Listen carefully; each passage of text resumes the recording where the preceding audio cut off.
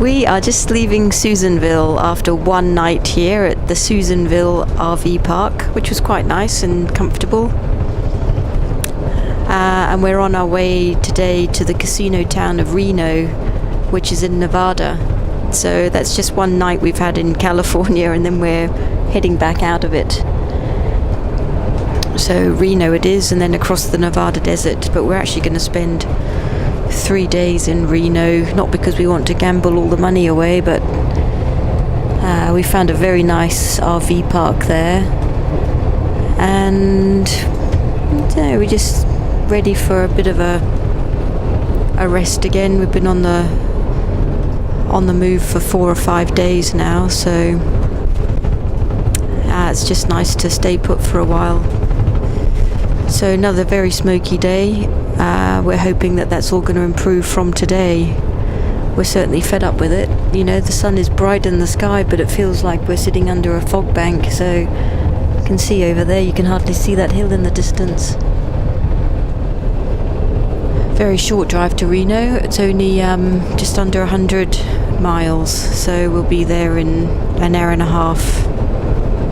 The town of Susanville that we've just been to is kind of in the middle of nowhere, and the reason why that town has prospered is because there are 3 prisons there. There's one federal and 2 state prisons, and over half the adults in that town work within those prisons, and the population has boomed, but just because they keep putting more and more people in prison.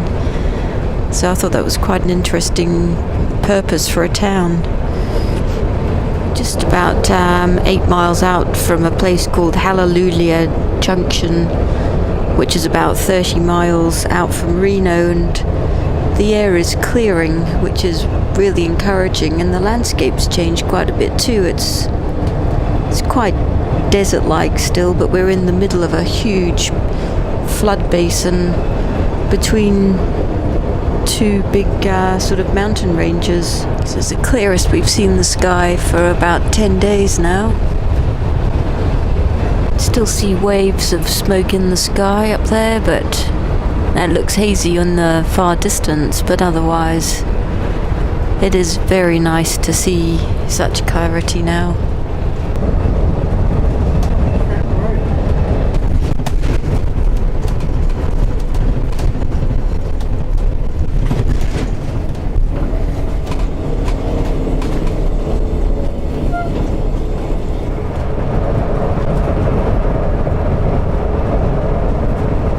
RV park that we are staying in Reno, at an area called Sparks. It's quite a nice, tidy place. Lots of Tiffins here. See, that's a Tiffin Phaeton over there. And there's another Phaeton just down there. There's a little shopping centre here in Sparks, Reno, and I just really like that statue there. And we just started having a little walk around the marina area, which is actually a lake, which is filled from the snow that falls on the Sierra Mountains and runs down the Truckee River into the lake here. A clear morning when we got here today, but as you can see, the smoke has come in, which it typically does get worse every afternoon. We've just pulled out of Reno, or the Sparks area of Reno where we've been staying. Had 3 nights there, and in typical fashion we're pretty happy to be moving on. It was quite a good stay. It was a very nice RV park, and the temperature's been great. So we're heading into the Nevada desert today, as we head over to a place called Elko, which is slap bang in the middle. 400 miles of driving today. It's a very big day for honey. So ultimately now we're heading towards Utah to Salt Lake City, and then down south of Utah through the national parks as we continue to head east. Just driving through some dried up salty lake beds.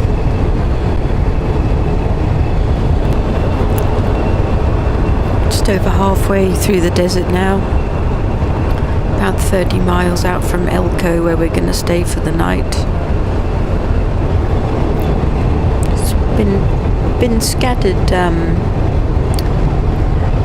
inhabitants of the desert, a bit of industry and a few little, well, you wouldn't really call them towns, but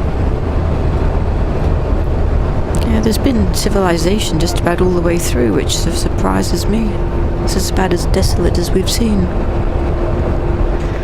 This is Elko, and even in the middle of the desert, it's a bit of a mile. Turn right on East Jennings Way, then turn right. Bit of a casino town, but it's been a reasonably pleasant stay in the middle of the desert. Amazing that there's so much civilization here. So we're on our way to Salt Lake City in Utah today. See our V park where we stayed just down there, and it was right beside the railway lines. We did have a number of trains honk in the night, which was a bit of a drag. We're both a bit tired this morning. This is looking very much like the Bonneville Salt Flats.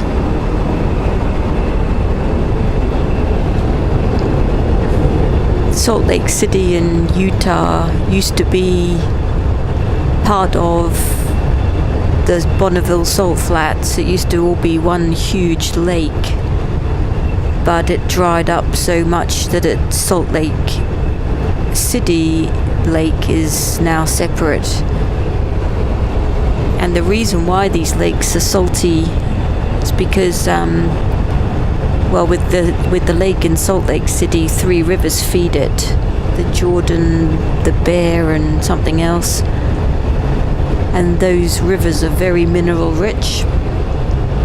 They run into the lake, and then the lake has no ability to empty except through evaporation.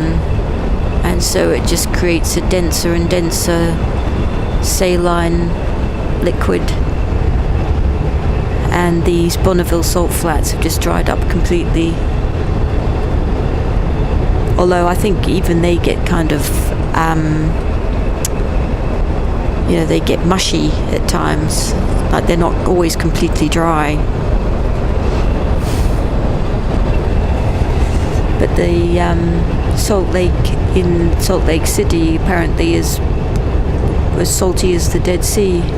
So you don't swim in it, you just float on it, which I'm hoping we'll be able to do. This is the exit here for this Bonneville Speedway. Vehicles way over there in the distance, which could be where the racing happens. Just having a little break here in this area. We're in Utah. Just been across the Bonneville Salt Flats, which was back that way. Huge, massive flat basin. Just incredible geography. Just giving the car a bit of a run, because we tow it with it in neutral with the engine off. And every now and then you just gotta run the engine. I don't know why, but we do. And so we just thought we would pull over here, and it's a truck stop. Can walk up and have a bit of a view, but there are lots of signs warning about snakes and scorpions, so I'm not sure I'll do it with my flip-flops on. 250-mile drive for Stuart today, quite a big one. No civilization on this half of the desert. It's interesting that driving over the desert from Reno, that first half of the desert into Elko, it was pretty populated all the way, just scantily so, but interesting that there should be pockets of civilization all along the route. But nothing around here. Huge salt mining production going on over there. On the edge of the Great Salt Lake now.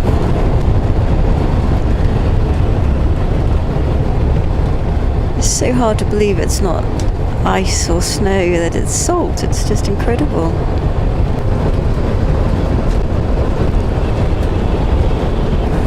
Just about 25 miles out of Salt Lake City now. And that is the Great Salt Lake over there. It's one of the biggest lakes in the US outside of the Great Lakes area up near Michigan.